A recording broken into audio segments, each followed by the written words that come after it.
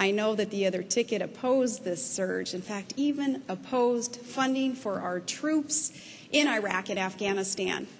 Barack Obama voted against funding troops there after promising that he would not do so. And Senator Biden, I respected you when you called him out on that.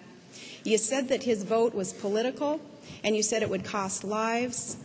And Barack Obama at first said he would not do that. He turned around under political pressure and he voted against funding the troops.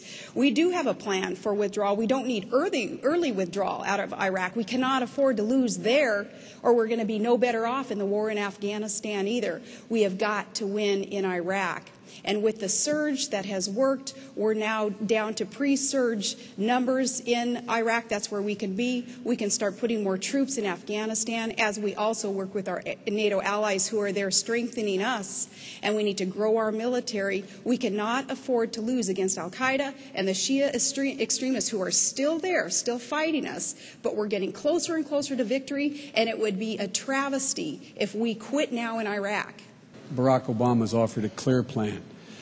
Shift responsibility to the Iraqis over the next 16 months, draw down our combat troops. Ironically, the same plan that Maliki, the Prime Minister of Iraq, and George Bush are now negotiating. The only odd man out here, only one left out, is John McCain, number one. Number two, with regard to Barack Obama not, quote, funding the troops, John McCain voted the exact same way. John McCain voted against funding the troops because the amendment he voted against, had a timeline in it to draw down American troops. And John said, I'm not going to fund the troops if, in fact, there was a timeline. Barack Obama and I agree fully and completely on one thing.